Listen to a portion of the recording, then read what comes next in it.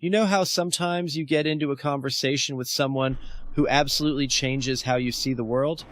That happened to me last month. I was at a small conference about emerging genetic research, and I ended up talking with this geneticist, Dr. Morgan, let's call him, who had this wild but convincing theory about how viruses essentially made us human. It started with something simple, doctor. Morgan casually mentioned that 8 to 10% of the human genome comes from viral DNA. That was shocking enough. I mean, we've always thought of viruses as destructive, right? Something to fight off. But Morgan flipped that on its head. Without viruses, he said, we'd probably still be swinging from trees.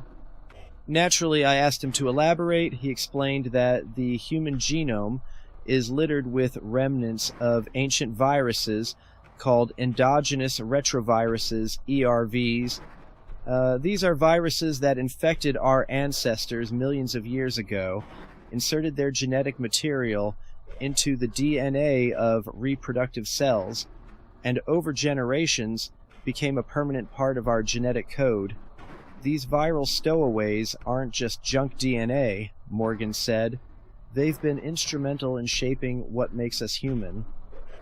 Morgan gave me an example that blew my mind. He talked about syncytin, a protein that's crucial for the development of the placenta in mammals. Syncytin came from a retrovirus. Without that one viral contribution, mammals might never have evolved the ability to carry pregnancies internally.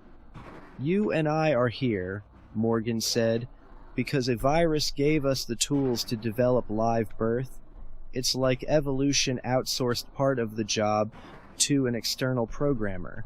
And it doesn't stop there.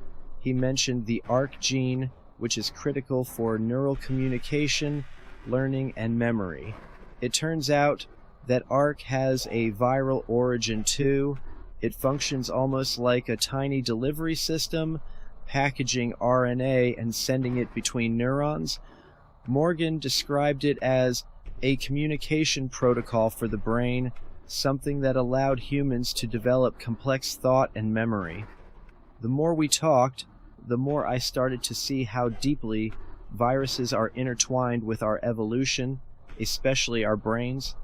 Morgan explained how retroviruses influence gene expression in the brain, turning certain genes on or off during critical periods of development. It's not just random mutation driving evolution, he said. Viruses act as a kind of editor, reshuffling and enhancing our genetic code in ways natural selection alone couldn't. This made me think about consciousness. Could it be that our ability to think abstractly, to create art, or to imagine the future is, in part, a legacy of ancient viral infections? Morgan seemed to think so.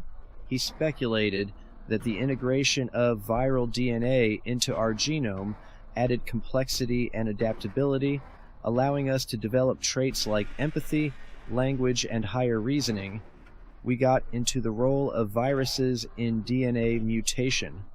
Morgan pointed out that while some mutations caused by viruses can be harmful, many are neutral or even beneficial. Over millennia, these mutations have provided raw material for evolution to work with. Think of viruses as nature's hackers, he said. They break in, rewrite the code, and sometimes the system runs better than it did before. One fascinating point was about epigenetics, the way genes are turned on or off by environmental factors. Viral elements in our DNA often act as enhancers or silencers, fine-tuning gene expression based on external conditions. It's like viruses gave us a built-in adaptability, Morgan explained. We veered into more speculative territory when Morgan brought up quantum biology. He suggested that DNA might be capable of quantum-level information processing, and that viral contributions to our genome could have enhanced this ability. If consciousness is tied to information processing, he said, then the viruses that helped shape our DNA may have also laid the groundwork for self-awareness. By this point, my head was spinning. Morgan wasn't saying viruses are inherently good, but he made a strong case that they've been essential partners in our evolutionary journey. We think of viruses as enemies, he said, but they're really more like frenemies. They've caused pandemics and suffering, sure, but they've also driven innovation on a genetic level. Before we wrapped up, Morgan talked about the Virome, the vast collection of viruses living in and on our bodies. Most of them don't cause disease.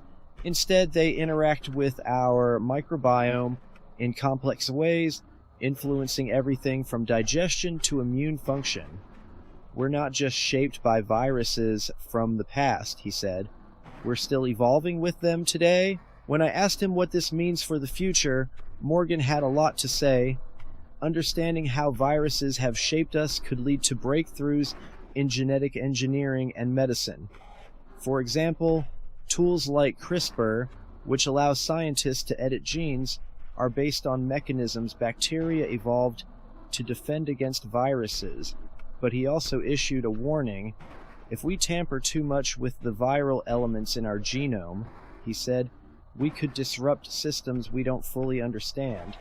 Viruses have given us incredible gifts, but we need to respect the complexity of their role in our biology. As I left the conference, I couldn't stop thinking about what Morgan had said. Viruses, often seen as destroyers, have also been creators.